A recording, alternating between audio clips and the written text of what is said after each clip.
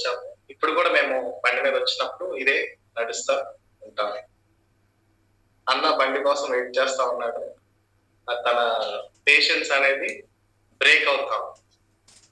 కాబట్టి అనేక సార్లు ప్రభు మనల్ని వేచి ఉండేవాడుగా, మనల్ని వెయిట్ చేసేవాడుగా ఉంటా ఉన్నాడు.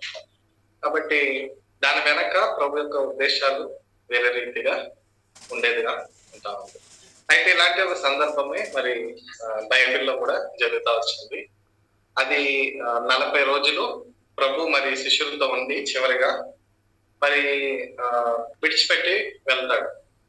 పరలోకానికి ఆరోహణమైన తర్వాత 10 రోజులు పడుతుంది వారి యొక్క జీవితంలో ఆ వాగ్దానము నెరవేర్చబడటానికి. ఎవరైనా చెప్పగలుగుతారా? ప్రభు ఆరోహణం అయ్యే ముందు శిష్యులకు చెప్పిన మాట ఏమిటి? Any guesses?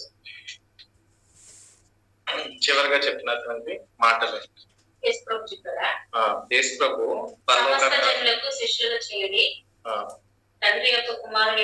కానీ అది కాదు. ప్రభు అనేక మంది మనం ఏమనుకుంటామంటే వెళ్ళమన్నాడు అన్న మాట చెప్పినట్లుగా మనం అనుకుంటాం కానీ చివరిగా ప్రభు చెప్పిన మాట ఏంటంటే వెయిట్ చేయమని, ఆగమని చెప్తూ వచ్చినాడు.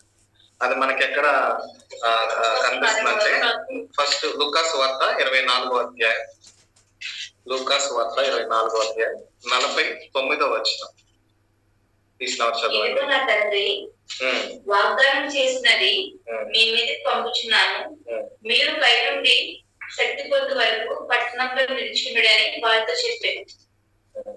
అయితే ఇప్పుడు మనం ఈరోజు డిస్కస్ చేయబోయేది 3 అంశాలు అన్నమాట. 40 రోజులు ప్రభు వారితో ఉంటూ వచ్చినారు, అనేకమైన విషయాలు చెప్తూ వచ్చినాడు, అనేకమైన క్రియలు కూడా ప్రభు చేస్తూ వచ్చాడు. అయితే పరిశుద్ధాత్మ మీద వచ్చే వరకు మీరు వెయిట్ చేయాలని ప్రభు చెప్పాడు. నెరవేరే వరకు ఏం చేయాలంట? ఆ పట్టణంలోనే నిలిచి ఉండమని ప్రభు చెప్తూ వచ్చినాడు. అయితే ఈ 10 రోజులు యాక్చువల్లీ 10 రోజులని మనకు తెలియదు, వాళ్ళకి ఎన్ని రోజులనే తెలియదు. ప్రభు వెయిట్ చేయమన్నాడు, ప్రభు ఆరోహణం అయ్యాడు. అయితే ఈ 10 రోజులు వారు ఎక్కడ వెయిట్ చేస్తూ వచ్చారు, ఏ విధంగా, హౌ డిడ్ దే వెయిట్, ఏ విధంగా వెయిట్ చేస్తూ వచ్చారు, అసలు ఎందుకు దేవుడు వెయిట్ చేయమన్నాడు, ఎందుకు వెయిట్ చేయించాడు? 3 క్వశ్చన్లకి ఆన్సర్ మనం ఈరోజు చూద్దాం. మొట్టమొదటిగా మనం చూస్తున్నాము అపోస్తల కార్యం 24వ అధ్యాయము ఎన్నో వచ్చిన చదువు మనం 49 కదా, సారీ లూకాసు వార్త 24:49. మళ్ళా అపోస్తల కార్యములు 1వ అధ్యాయం 4వ వచనం. ఆయన వారిని కలుసుకొని ఇలాగ అభిలషించెను, మీరు యెరూషలేము నుండి వెళ్ళక నా వలన వినిన తండ్రి యొక్క వాగ్దానం కొరకు కనిపెట్టుడి. తండ్రి యొక్క వాగ్దానంలో కనిపెట్టాలి. సరే, ఇప్పుడు వారు ఎక్కడ నుండి వారు కనిపెడుతూ వచ్చినారు అనేది ఒక ప్రశ్న. First question, where did they wait, ఎక్కడ ఉండి వారు వేచి ఉంటూ వచ్చినారు? అది సగం ఆన్సర్ మాత్రమే. వారు 2 చోట్ల వెయిట్ చేస్తూ వచ్చారు. మరి అపోస్తల కార్యంలో 1వ అధ్యాయం 12-13. అప్పుడు వారు ఒలీవ వనం అనబడిన కొండ నుండి యెరూషలేమునకు తిరిగి వెళ్ళిరి. ఆ కొండ యెరూషలేమునకు విశ్రాంతి దినమున నడువ తగినంత సమీపమున ఉన్నది. వారు ఆ పట్టణంలో ప్రవేశించి తాము బస చేయుచుండిన మేడగదిలోనికి ఎక్కిపోయేది. వారెవరనగా పేతురు, యోహాను, యాకోబు, ఆంద్రెయ, ఫిలిప్పు, తోమా, బర్తలోమయి, మత్తయి, అల్ఫాయి కుమారుడును యాకోబు, జెలోతే అనబడిన సీమోను, యాకోబు కుమారుడును యూదా అనువారు. అయితే ఇక్కడ 13-12 వచనంలో ఒక మాట ఉంది కదా, విశ్రాంతి దినము నడవదగినంత సమీపంలో ఉన్నదన్నమాట. ఆ కొండ నుంచి ఆ మేడగది, పట్టణంలోని ఆ మేడగది దూరం. అంటే విశ్రాంతి దినంలో 2000 క్యూబిక్స్ అని ఏదో చెప్తారు, అడుగులు. అంటే అంత మించి యూదులు వెళ్ళటానికి వీలు లేదనమాట. సో అంత సమీపంలో వారు ఉన్నట్లుగా చూస్తాం. అయితే ఈ మేడగది ద లాస్ట్ సప్పర్, ప్రభు బల్ల అంటాం కదా, లాస్ట్ సప్పర్, చివరి రాత్రి. కాబట్టి ప్రభు అప్పగించబడే రాత్రి ముందు ప్రభు మరి సప్పరిస్తారు కదా, ఆ గది, అది కూడా మేడగది. కానీ ఆ మేడగది వేరు, ఈ మేడగది వేరు. ఎందుకంటే ఇక్కడ సుమారు 120 మంది ఉన్నట్లుగా మనము చూస్తా ఉన్నాం. కాబట్టి ఇది మరి ఒలివ కొండ నుంచి విశ్రాంతి దినం నడవదగినంత సమీపంలో ఉంటా ఉందంట. ఇప్పుడు ఈ మేడగదిలో బస చేస్తూ ఉన్నారు. మరి ఇంకొక చోట చూస్తే లూకా సువార్త 24:52-53. వారు ఆయనకు నమస్కారం చేసి మహా ఆనందంతో యెరూషలేముకు తిరిగి వెళ్ళి ఎడతెగక దేవాలయంలో ఉండి దేవునికి స్తోత్రం చేయుచుండిరి. ఇప్పుడు ఎక్కడ ఉన్నారంట? దేవాలయంలో ఉంటూ వచ్చినారు. ఇక్కడ ఇంగ్లీష్ లో 53వ వచనం, మనకి తెలుగులో ఎడతెగక అని ఉంది, కానీ they were continually in the temple. Continuously కాదు, కంటిన్యూయలీ. అంటే కంటిన్యూస్ అంటే అక్కడే ఉండిపోతాం, కంటిన్యూయలీ అంటే వెళ్ళి రావటం అనొచ్చు. అంటే అటు మేడగదిలోనూ వారు మరి ఉంటూ వెయిట్ చేస్తూ వచ్చారు, అక్కడ అటు దేవాలయంలో కూడా వారు వెయిట్ చేసినట్లుగా మనం చూస్తా ఉన్నాం.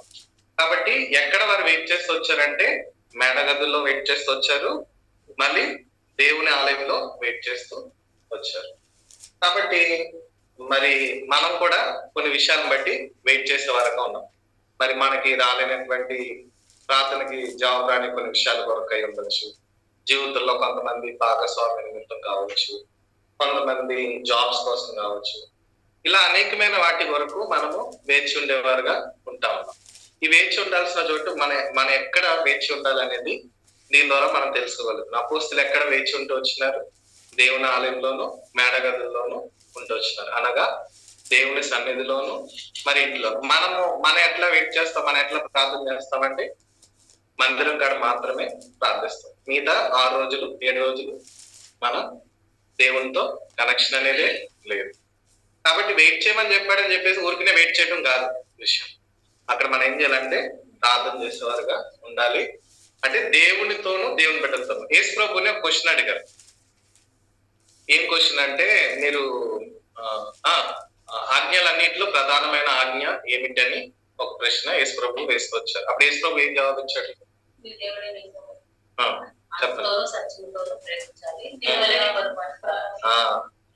దానికి ముందు వెనక ఒక మాట చెప్తాడు. ఇదే లేఖనాలను ప్రవక్తలను అందరు ఇదే చెప్తూ వచ్చారు. అంటే ఏంటంటే ఈ గ్రంథం అంతా, బైబిల్ గ్రంథం అంతా చెప్పేది ఒకటే, ఏంటంటే సూత్రము దేవుని ప్రేమించాలి, మనుషులు ప్రేమించాలి.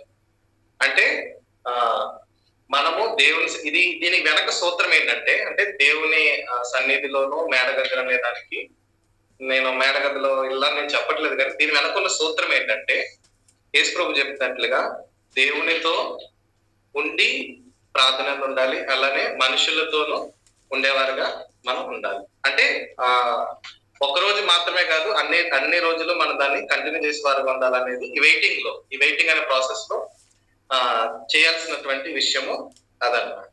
ఇది దాని యొక్క సూత్రమై ఉంటా ఉంది.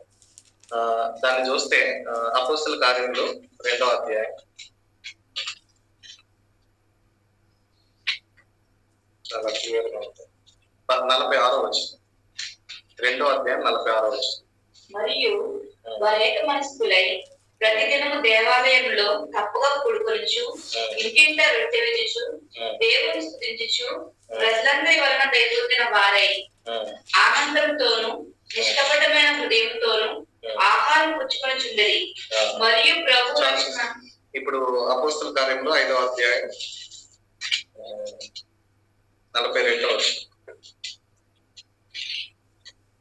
ప్రతిదినము దేవాలయంలోను ఇంటింటను మానక బోధించుచు యేసే క్రీస్తుని ప్రకటించుచుండిరి. కాబట్టి ఇన్ని మనకు క్లియర్ గా అర్థమవుతా ఉంది. వారు ఒక మేడగదిలో మాత్రమే కాదు, దేవుని ఆలయంలో ఉంటూ వచ్చినారు, మరి ఇంటింట కూడా కూడుకుంటూ వచ్చినారంట. కాబట్టి ఈ విధంగా ఆ వెయిటింగ్ ప్రాసెస్ లో వారు ఉన్న చోట అన్నమాట. ఎక్కడ వెయిట్ చేశారన్న దానికి ఇదే ఆన్సర్. కాబట్టి మనం కూడా కొన్ని విషయాన్ని బట్టి వెయిట్ చేస్తామంటే మనం కూడా దేవుని బిడ్డలతోనూ దేవుని సన్నిధిలోనూ వెయిట్ చేసే వరకు ఉండాలి. మనుషుల వైపు కాదు, ఇద్దరు వేరే వాటి వైపు మనం చూసేవారుగా ఉండకూడదు. కానీ మన వెయిటింగ్ ప్రాసెస్ లో మన దృష్టి ఎవరి మీద ఉండాలి? దేవుని మీద, దేవుని సన్నిధిలో ఉండాలి, దేవుని బిడ్డలైన వారితో ఉండాలి. ఇది దాని యొక్క ఇదే ఉంది. తర్వాత మరి ఆ వెయిటింగ్ ప్రాసెస్ లో వారు ఏం చేస్తూ వచ్చారు? వెయిట్ చేసే క్రమంలో వారు ఏం చేస్తూ వచ్చారు? ఊరికి అట్లా వెయిట్ చేస్తున్నారా? మేడగదిలో కూడుకోవటము, మరి దేవాలయంలో కూడుకోవటము అంత మాత్రమేనా? మరి వారు ఏ విధంగా వాగ్దానాన్ని పొందుకోగలుగుతారు, ఏం చేస్తూ వచ్చారు అనేది మనము చూద్దాం. అపోస్తల కార్యంలో 1వ అధ్యాయం 14వ వచనం. మీరందరూ వీరితో కూడా కొందరు స్త్రీలను యేసు తల్లి అయిన మరియను ఆయన సహోదరులను ఏక మనసుతో ఎడతెగక ప్రార్థన చేయించుండి. ఏక మనసుతో ఎడతెగక ప్రార్థన చేస్తూ వచ్చారు. ఈ వెయిటింగ్ ప్రాసెస్ లో దేవుని సన్నిధిలోను ఇంటిల్లోనూ వారు ఏం చేస్తూ వచ్చారు? ఎడతెగక ప్రార్థన చేస్తూ వచ్చారు. కాబట్టి ప్రభు మనకు ఒక వాగ్దానం ఇచ్చాడు, లేకపోతే నెరవేరిన కొన్ని విషయాలు మన జీవితంలో ఉండొచ్చు. మనం ఏం చేయాలంటే ఎడతెగక ప్రార్థన చేయాలి, ఏక మనస్కులే ప్రార్థన చేయాలి. ఇప్పుడు మన సంఘ ప్రార్థనకు వచ్చాం. ఎందుకు? ఇతరుల యొక్క భారాన్ని కూడా మనం తీసుకుని ఏక మనసుతో మనం ప్రార్థన చేయడానికి సంఘంగా కూడి వచ్చాం. ఆదిమ సంఘము అదే మనకి మరి మాదిరికరంగా చూపిస్తా వచ్చింది. కాబట్టి మనం కూడా వారి వల్ల ఏక మనసుతో ఏం చేయాలి? ఎడతెగక ప్రార్థన చేసేవారుగా ఉండాలి. ఈ వెయిటింగ్ ప్రాసెస్ లో మనం ఏం చేయాలంటే వారి వల్లే, వారికి కూడా ఇప్పటి వరకు తెలియదు, అప్పటి వరకు వారు ఇదే చేస్తూ వచ్చారు, ఎడతెగక ప్రార్థన అనేది చేస్తూ వచ్చారు. అయితే ఈ అపోస్తల కార్యమంతా మనం పరిశీలించినప్పుడు అనేక మార్లు వారు ప్రార్థన చేసినప్పుడు పరిశుద్ధాత్మ కార్యాలు జరగటం మనం చూస్తాం. రక్షణ పొందాము, యేసు ప్రభువుని మనం పొందుకున్నాము, కరెక్టే.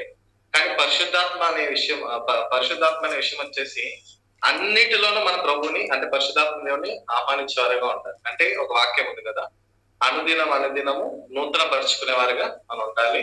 అనుదినము సన్నిధిలో ఒక ఈవెన్ ప్రభు ప్రార్థనలో కూడా ఒక మాట ఉంటుంది, ఏమనంటే give us the daily bread, తెలుగులో అనుదిన ఆహారం మనం దయచేయమని అడగాలి. అంటే ఎందుకు ప్రభు సిస్టమ్ పెట్టాడంటే, ఈవెన్ మనం ఎక్సోడస్ లో అంటే నిర్గమ కాండంలో కూడా చూసినప్పుడు మోషే ఆ మన్నాన్ని చూసి అది ఏంటో వాళ్ళకి అర్థం కాలేదు. కానీ దేవుడు ఏం చెప్పాడంటే సరిపడా చేసుకోవాలి, దానికి ఒక ప్రోగ్రామ్ పెట్టాడు.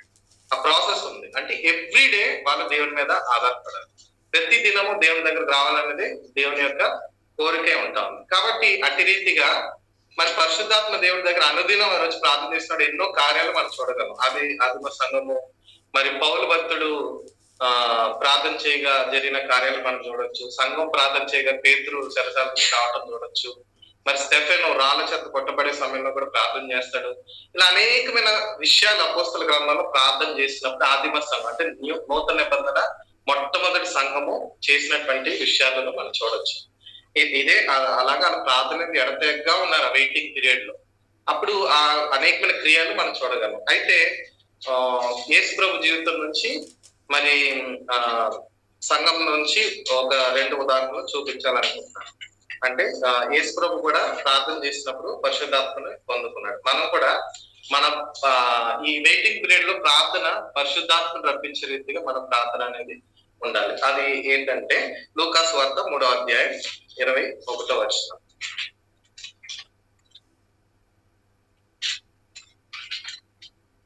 ప్రజలందరూ బాప్తిస్మం పొందినప్పుడు యేసు కూడా బాప్తిస్మం పొంది ప్రార్థన చేయుచుండగా ఆకాశము తెరవబడి పరిశుద్ధాత్మ శరీరాకారంతో పావురం వలె ఆయన మీదకి దిగి వచ్చింది. ఏం చేస్తున్నాడు యేసు ప్రభు ఇక్కడ? ప్రార్థన. ఇది చాలా మంది మర్చిపోతారు.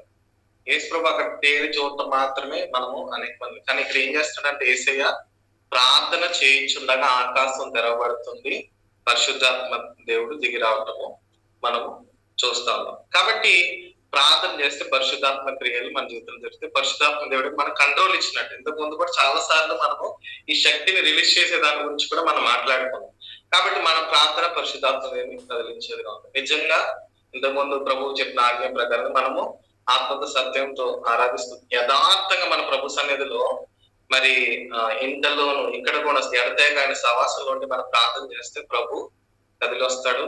ప్రభు మన కోసము కార్యం చేసేవాడిగా ఉంటా ఉన్నాడు. ఇంకొక సందర్భం చూస్తే అపోస్తల కార్యంలో 4వ అధ్యాయం 31వ వచనం. ఇది ఆదిమ సంఘం. వారు ప్రార్థన చేయగానే వారు కూడి ఉన్న చోటు కంపించెను. అప్పుడు వారందరూ పరిశుద్ధాత్మతో నిండిన వారై దేవుని వాక్యమును ధైర్యముగా బోధించిరి. కాబట్టి వారు ఏం చేసినప్పుడు పరిశుద్ధాత్మ దేవుడు మరి వారి మీద నింపినట్టు మనం చూస్తా ఉన్నాం. కాబట్టి ప్రభువుని ఉదాహరణగా తీసుకున్న, మరి శిష్యుల్ని ఉదాహరణగా తీసుకున్న ఆదిమ సంఘము పౌలు శిష్యుల్ని కానీ ఎంతమందిని మనం ఉదాహరణ తీసుకున్నా వారి ప్రార్థన యందు ఉన్నట్లుగా మనము చూస్తాము. కాబట్టి ఆ వెయిట్ చేసే ప్రాసెస్ లో వీరు దేవుని సన్నిధిలోను, దేవుని బిడ్డలతో సహవాసంలోను, ప్రార్థన యందు ఎడతెగగా ఉంటూ వచ్చినారు. కాబట్టి మనం వెయిట్ చేసే విషయాన్ని బట్టి మనము వేరే వాటి మీద ధ్యాస పెట్టుకోకూడదు. మన నిరీక్షణ అనేది మనం కోల్పోకూడదు. మనం ప్రభు పెట్టాం. లోకంలో ఉన్న వారికి ఏం లేదు, నిరీక్షణ లేదు, అందుకే వాళ్ళు సూసైడ్ చేసుకుంటారు. మనకైతే ప్రభు నిరీక్షించి ఉన్నాడు.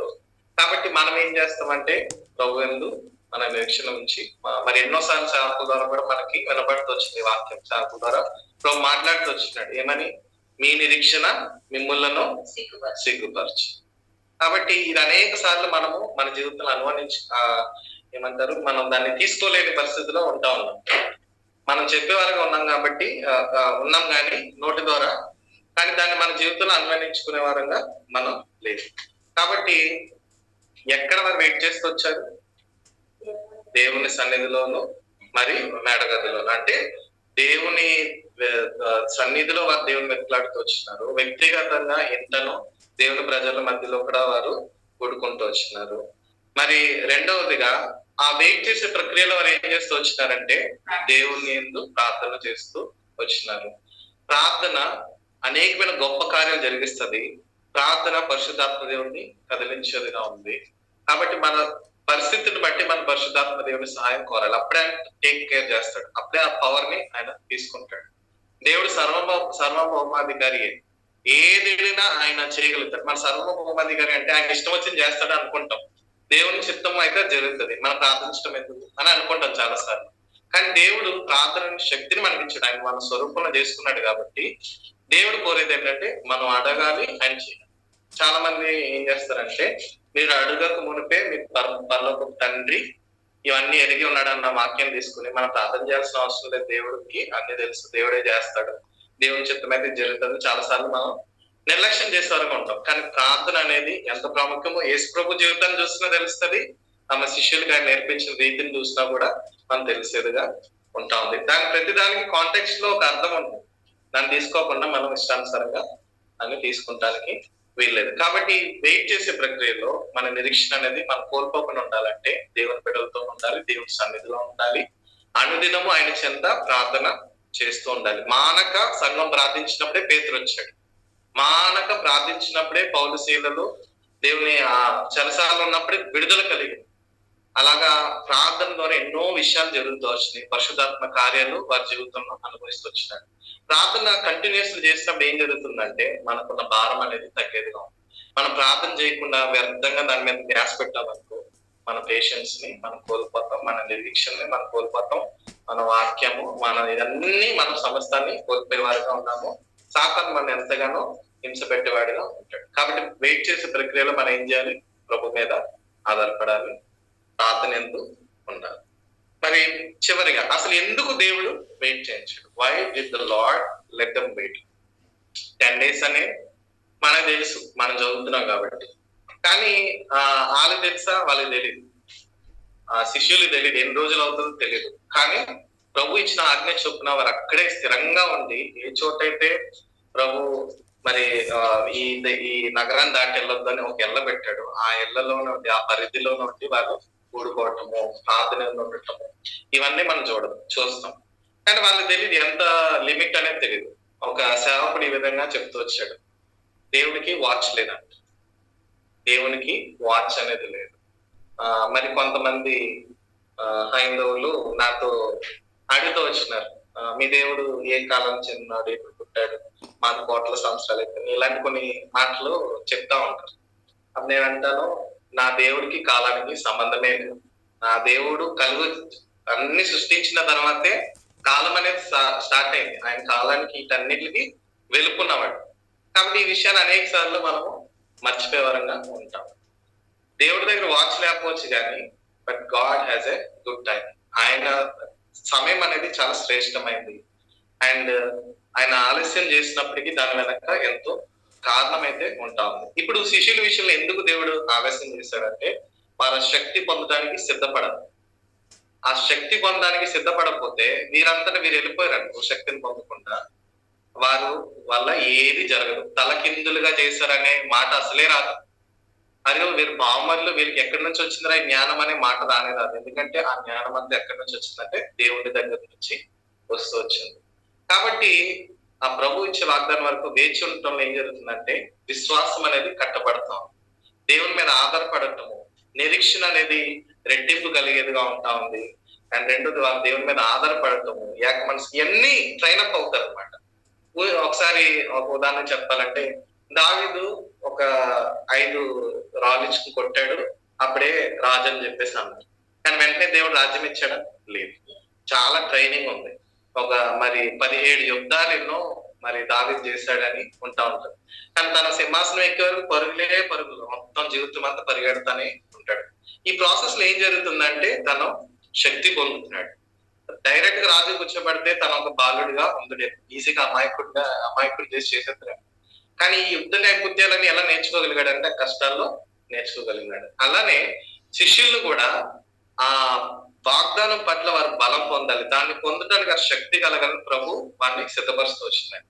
ఇప్పుడు ఒక వాక్యం ఉంటది కదా, యెహోవా కొరకు ఎదురు చూచువారు నూతన బలంను పొందుతున్నారంట. యవనస్తులు ఎంతో బలవంతులు కానీ వారైనా తొట్టిల్లుతారు అని వాక్యం చెప్తా ఉంది. అంటే వారి శక్తి అంత మాత్రమే, కానీ దేవుని కొరకు ఎదురు చూసటంలో శక్తి పొందుతున్నామంట, నూతనమైనటువంటి బలము పొందుతున్నామంట. కాబట్టి ఈ వెయిటింగ్ ప్రాసెస్ లో వాక్యబంధం ప్రార్థనలు మనం ఉన్నప్పుడు ఏం జరుగుతుందంటే మనము ఇన్నర్ మ్యాన్ కి జిమ్ చేస్తున్నట్టు అనమాట. కాబట్టి అదే వేరే జీవితంలో కూడా జరిగినట్లుగా మనం చూస్తా ఉన్నాం. ఎందుకు ప్రభు మనం వెయిట్ చేపిస్తాడంటే మనం ఆయన ప్రేమిస్తున్నాడు కాబట్టి, ఆయన మీద ఇంకా ఆధారపడాలని ఆయన కోరుకుంటా ఉన్నాడు. ఇంకా మనుషుల వైపు ఇతరుల వైపు కాకుండా ఆయన మీద సంపూర్ణంగా ఆధారపడి ఆయన ఇచ్చిన వాగ్దానాన్ని చేత పట్టుకుని ఆయన మీద ఆధారపడాలనేది ఆయన ఇష్టపడతా ఉన్నాడు. మనం అది చేయకుండా ఇతర విషయాలు మనం చేసామనుకోండి మనమే మరి నష్టపోయేవాళ్ళని అనుకుంటాం. కాబట్టి ఈ శిష్యులు అదే చేస్తూ వచ్చారు. అందుకే రైట్ టైం, పర్ఫెక్ట్ టైంలో వారికి పరిశుద్ధాత్మ అనేది దిగుతూ వచ్చింది. ప్రభు ప్రణాళిక మరి పెంతెకోస్తు దినం నాడే పరిశుద్ధాత్మను దింపాలనేది ప్రభు యొక్క ప్రణాళికగా ఉంటాం. ఒకవేళ మీరు వెయిట్ చేయకుండా ఉండుంటే ఆ పర్ఫెక్ట్ టైమింగ్ అనేది మిస్ అవుతుంది. ఇప్పుడు పలానా టైంలో మరియమ్మ గర్భం ధరించాలి, పలానా టైంలో యేసు ప్రభు అప్పగించబడాలి, ఇంకా నా సమయం రాలేదు, ఎందుకు పోస్ట్పోన్ చేస్తూ వచ్చాడంటే పస్కా దినం నాడు సరైనటువంటి రీతిలో అది ప్రభు యొక్క అర్పణనే జరగాలి. ఇవన్నిటికీ ఒక టైమింగ్ ఉందన్నమాట. కాబట్టి God's timing is very perfect. కాబట్టి మనం వెయిట్ చేపిస్తున్నాడు అంటే ఇది కేవలము ఆయనతో మన అనుబంధాన్ని పెంచడానికి, రెండోది ఆయన మీద ఆధారపడటానికి, మన విశ్వాస జీవితాన్ని అధిగమించడానికి మాత్రమే ప్రభు ఈ విషయాలు అనేది చేసేవాడిగా ఉంటున్నాడు. హెబ్రీయులకు రాసిన పత్రిక 11వ అధ్యాయం 1వ వచనం మనం చదువుతూ వచ్చినాం. మళ్ళీ ఒకసారి చదువు. విశ్వాసం అన్నది నిరీక్షింపబడి వాటి యొక్క నిజ స్వరూపమును అదృశ్యమైనవి ఉన్నవన్నటకు రుజువునై ఉన్నది. కాబట్టి మనము దేనికి నిరీక్షిస్తామంటే లేదు అన్న విషయాన్ని, ఇంకా మనం పొందుకోలేని వాటి కోసం మనం నిరీక్షిస్తాం. అదే మన విశ్వాసం. విశ్వాసం మనం చెప్పుకుంటాం అంటే ఆల్రెడీ అన్ని పొందుకుంటా రక్షించబడి బాగా ఆస్వాదించబడిపోయి మన విశ్వాసం చెప్పుకుంటే అది కాదు. విశ్వాసం అంటే ఏమి లేని పరిస్థితుల్లో ఉండటమే విశ్వాసం. తర్వాత రోమిలకు రాసిన పత్రిక 8వ అధ్యాయం 24-25 వచనాలు. రోమిలకు రాసిన పత్రిక 8వ అధ్యాయం 24-25. ఏలయనగా మన నిరీక్షణ కలిగిన వారమే రక్షించబడితిమి. నిరీక్షించబడినది కనబడినప్పుడు నిరీక్షణలో పని ఉండదు. తాను చూసిన దాని కొరకు ఎవరు నిరీక్షించును? మనకు చూడని దాని కొరకు నిరీక్షించిన ఎడల ఓపికతో దాని కొరకు కనిపెట్టును కదా. అంటే మనం చూడని దాని కొరకు నిరీక్షించిన ఎడల మనం ఏం చేస్తామంటే ఓపికతో కనబడతామంట. ఆ ఓపిక ప్రాసెస్ లోనే శిష్యులు కూడా ఉంటా వచ్చినారు. కాబట్టి అప్పుడు ఏం చేస్తూ వచ్చినారంటే ఇదే ప్రార్థన, వాక్యం, రొట్టె విరిచిన వీటన్నిటిలో ఎడతెక్క ఉంటూ వచ్చినారు. ఇంకొక మాట లెమెంటేషన్స్, దాన్ని ఏమంటారు, విలాప వాక్యంలో 3వ అధ్యాయం 26వ వచనం. నరులు 3వ అధ్యాయం 26వ వచనం. నరులు ఆశ కలిగి యెహోవాను అనుగ్రహించు రక్షణ కొరకు ఓపికతో కనిపెట్టుట మంచిది. మళ్ళా చివరిగా ఇది నాకు కూడా ప్రభు వాగ్దానం ఇస్తూ వచ్చారు. ఏప్రిల్ రాసిన పత్రిక 6వ అధ్యాయం 14-15. చాలా మంచి వాక్యం. 6వ అధ్యాయం 14-15. తన తోడు అని ప్రమాణం చేసి నిశ్చయంగా నేను నిన్ను ఆశీర్వదించును, నిశ్చయంగా నిన్ను విస్తరింపజేతును అని చెప్పాను. ఆ మాట నమ్మి అతడు ఓర్పుతో సహించి ఆ వాగ్దాన ఫలం పొందాను. ఓర్పుతో సహించి ఆ వాగ్దానాన్ని అబ్రహాము పొందుకున్నాడు. ఊరికినే అతని విశ్వాసానికి తండ్రి అవ్వలేదు. 5 సంవత్సరాలు పట్టింది ఐజాక్ ని పొందటానికి. కానీ ఈలోపే వీళ్ళు బలహీనులు అయిపోయారు. సారమ్మ ఏం చేసింది? 11 సంవత్సరాలు గడిచినప్పటికే హాగరు చేత ఈ కార్యం జరిగించింది. దానివల్ల తప్పులు జరిగిన తర్వాత దాని దేవుడు సరి చేశాడు అనుకో. కానీ 25 సంవత్సరాల తర్వాత ఐజాక్ పుట్టాలనేది దేవుడి ప్రణాళిక. ఎందుకంటే 25 సంవత్సరాల తర్వాత ఐజాక్ పుడితేనే రెబెకా కలుస్తుంది, రెబెకా భార్య అవుతుంది. లేక ముందే పుట్టేస్తాడు అనుకో, రెబెకా భార్య అవుతుంది. రెబెకా తర్వాత నెక్స్ట్ ఇలా ఐజాక్ నుంచి మళ్ళీ జాకబ్ నుంచి మళ్ళా జోసెఫ్, ఇలా అందరు చూసుకుంటూ వస్తే పర్ఫెక్ట్ టైం జీసస్ దగ్గరకు వస్తుంది. మళ్ళీ జీసస్ దగ్గర నుంచి ఈ రోజు మనకు వరకు కూడా ప్రభు ఇదే వాగ్దానం చొప్పున పర్ఫెక్ట్ టైమింగ్ తో నడిపిస్తాం. కాబట్టి ఎంటైర్ బైబిల్ మనం చూసుకుంటే everything leaded with a perfect timing and God's timing. యెహోవా కొరకు ఎదురు చూసుకోవాలా, వాళ్ళందరూ శక్తిని ఉందారు. దావీదు గురించి స్టడీ చేయడం నాకు ఎంతో ఇష్టం. ఎందుకంటే దావీదు ఎప్పుడు పోరాటాల మధ్యలో ఉంటూ వచ్చినాడు. అలాంటి పరిస్థితిలో ఒక మాట వాళ్ళ కూడా ఉన్న వాళ్ళు అంటారు, చూడ వాళ్ళందరూ నిన్ను అంత మాట అంటున్నారు, నువ్వు దేవుడు లేడంట, నువ్వు అనాథం అంట ఏం చెప్తున్నారు, మరి ఏంటంటావు, నీ జీవితం ఏమో ఇలా ఉందని చెప్పేసి అంటున్నారు, దేవుడే నీతో అన్ని ఇలాగా ఫెయిల్యూర్స్ ఉంటాయని అన్నప్పుడు దావీదు ఒక మాట అంటాడు, దేవుడు అనుమతించిపోతే వాళ్ళు నన్ను అనగలరా అంటే దేవుడు నన్ను దేవుడు నన్ను ఒకరు అనాలంటే దేవుడు అనుమతించుకుంటే ఎవరైనా నన్ను అనగలరు. దేవుడు ఒక మాట, మంచి మాట చెప్తారు మన గురించి ఏంటంటే, మనల్ని ఒకరు ముట్టాలంటే ఆయన కంటి పాపను ముట్టినట్టు. ఎంత శక్తిపూర్వకమైన మాట అది. కాబట్టి దావీదు అది గ్రహించాడు, అప్పుడే గ్రహించాడు. అందుకే తన మాట తర్వాత ప్రార్థనలోకి వెళ్ళి ఏడుస్తాడు. వీళ్ళందరూ కొంచెం గొప్పగా మాట్లాడతాడు, కానీ మోకాల్లో ఏం చెప్తాడంటే, ప్రభువా నేను నీలో లేనంట కదా, ఇలా చెప్తున్నారు, కానీ నువ్వే కదా నా రక్షణ చేయడము. ఒకసారి అది కీర్తనల గ్రంథము 3వ కీర్తన అనుకుంటా, 3వ కీర్తన ఒకసారి చదవండి. యెహోవా నన్ను బాధించేవారు ఎంతో విస్తరించు, నా మీదకి లేచేవారు అనేకులు, దేవుడి వల్ల అతనికి రక్షణ ఏమీ దొరకదని నన్ను గురించి చెప్పేవారు అనేకులు. దేవుడి వలన అతనికి ఏం రక్షణ కలగదని నన్ను గురించి అనేకులు చెప్తారు ప్రభువా. యెహోవా నీవే నాకు కేడమును, కానీ నువ్వే కదా నాకు కేడము గాను, నీవే నాకు అత్యాస్పదము గాను నా తల ఎత్తువాడవు గాను ఉన్నావు. ఎలుగెత్తి నేను యెహోవాకు మొరపెట్టినప్పుడు ఆయన తన పరిశుద్ధ పర్వతం నుండి నాకు ఉత్తరమిచ్చును. ఎక్కడి నుంచి? ఇతనేమో ఎలుగెత్తి ప్రార్థన చేసినప్పుడు దేవుడు తన పరిశుద్ధ పర్వతం నుంచి ఉత్తరమిచ్చాడు. యెహోవా నాకు ఆధారము, కావున నేను పండుకొని నిద్రపోయి మేలుకొందును. 10,000 మంది దండెత్తి నా మీదకి వచ్చి మోహరించినను నేను భయపడను. యెహోవా లెమ్ము, నా దేవా నన్ను రక్షింపుము. నా శత్రువులందరినీ దవడ ఎముక మీద కొట్టువాడవు నీవే, దుష్టుల పనులు విరగొట్టువాడవు నీవే. రక్షణ యెహోవాది, నీ ప్రజల మీదకి నీ ఆశీర్వాదం వచ్చును కాక. కాబట్టి ఇది ఒక ప్రార్థన అన్నమాట. ముందు ఆ మాట అంటారు, దానికి అతను వెళ్ళి ఆ రక్షణ. కాబట్టి మనం ఎప్పుడైతే ప్రభు సన్నిధిలో ఉండి వెయిటింగ్ ప్రాసెస్ లో మనకు కలిగే ప్రతి దాన్ని ప్రభు సన్నిధిలో ఉండి ప్రభు మీద ఆధారపడతాం, ప్రభు వాక్యం కోసం ఎదురు చూస్తాము. ఈ రోజు మన డైలీ వర్స్ చెప్పండి ఎవరైనా. ఈ రోజు మన క్యాలెండర్ లో ఉన్న వాక్యం వాక్యం ఎంట్లేదు, ఎవరు క్యాలెండర్ చదవలేదు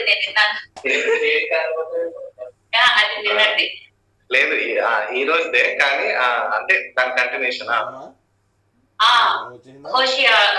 హబక్కు ఆబకు 14 వచ్చిన ఆ వాక్యం చెప్పండి, రిఫరెన్స్ యెహోవాను బట్టి కాబట్టి అక్కడ ఏం జరుగుతుంది అంటే హబక్కుకు వారు ఉన్న పక్షమంతా నేర్చెల్లిపోతారు. కానీ ఆ శత్రువులు వాళ్ళని ఎంతో బలహీనపరిచి వాళ్ళని ఎలాగైనా జయించే లాంటి పరిస్థితి ఉంటది. అలాంటి పరిస్థితులు దేవుడిని అతను దూషించడం, మా పరిస్థితి ఏంటి ఇలా ఉంది, మమ్మల్ని ఏంటి ఇలా విడిచిపెట్టాలి, కానీ దేవుడి సన్నిధికి వెళ్ళి ఆ మాటలు రాస్తాడు. ఏమని, లేడి కాల వల్లే ప్రభు చేస్తాడంట తన కాలని అని ఆ మాటలు భలే రాస్తాడు. ఒకసారి చదువుతున్నా. నేను యెహోవా యందు ఆనందించెదను, నా రక్షణకర్త అయిన నా దేవుని యందు నేను సంతోషించెదను. ప్రభువు యెహోవాయే నాకు బలము, ఆయన నా కాళ్ళను లేడి కలవలే, ఉన్నత స్థలముల మీద ఆయన నన్ను నడవచేయు. కాబట్టి అది ఎలాంటి పరిస్థితుల్లో మాటలు చెప్తా ఉన్నాడంటే, nothing, there are very failure positions.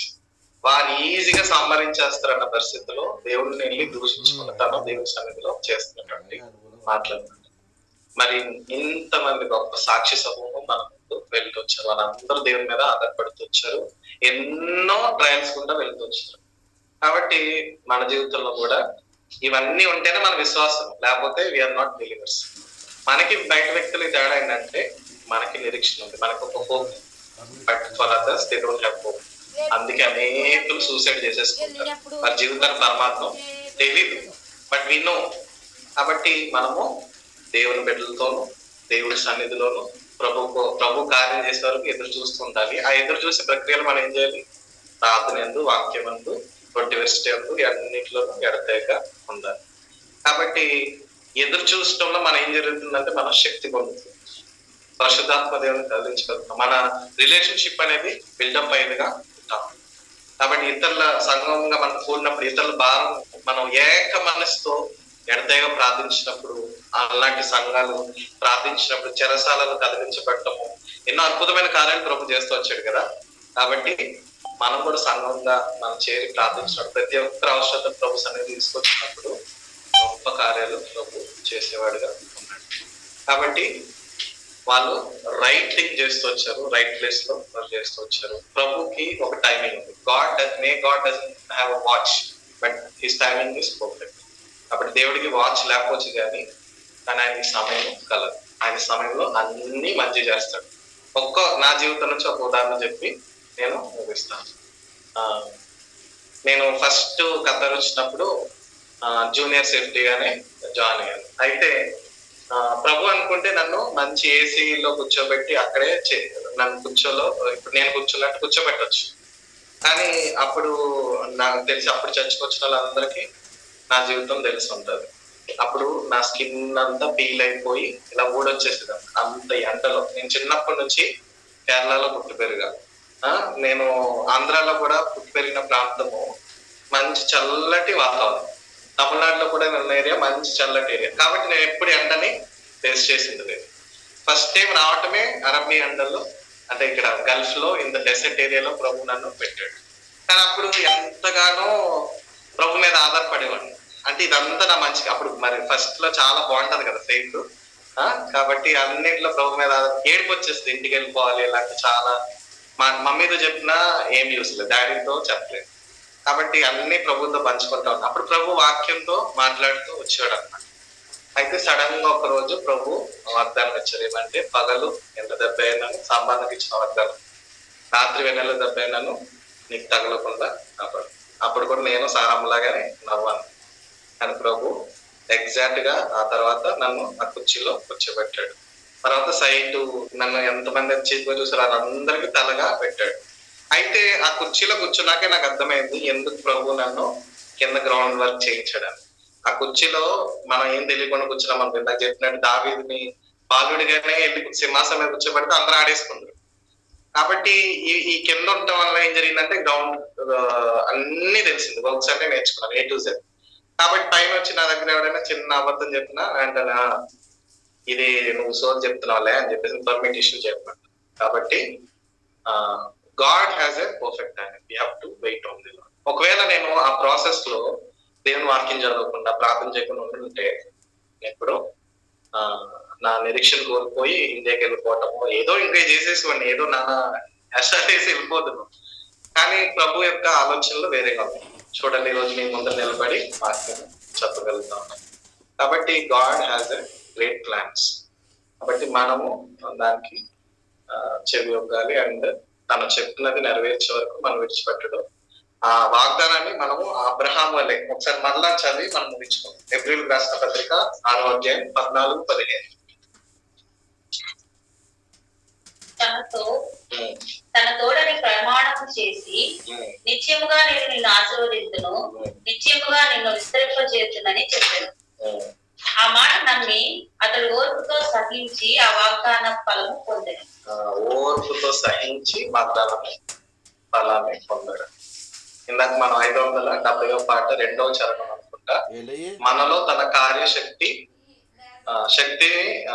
ఇది అయ్యే వరకు మనము ప్రార్థన చేయాలంట. మన దేవుడు శక్తి గలవాడు కాబట్టి ఆయన నామ మహిమార్థమే మనం ప్రార్థన చేసి పొంది అడిగి పొందుకోవాలని ఉంటా ఉంది కదా. కాబట్టి we have to be like that.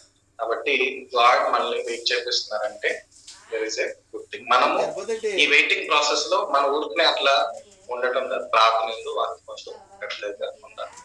కాబట్టి ఆదిమ సంఘం వల్లే మనం ప్రార్థిస్తే, యేసు ప్రభు వల్లే మనం కూడా ప్రార్థిస్తే పరిశుద్ధాత్మ దేవుడు కదిలి వచ్చి మన లోకమే మన కోసం దిగి మన కార్యం చేసి పెట్టేది కాదు. కాబట్టి మన అట్టి ప్రార్థన సంఘంగాను వ్యక్తిగతంగాను అందరం కలిసి ప్రార్థించాలి. దేవుడి వాక్యాన్ని దీవించుకున్నాం. ఆమేన్.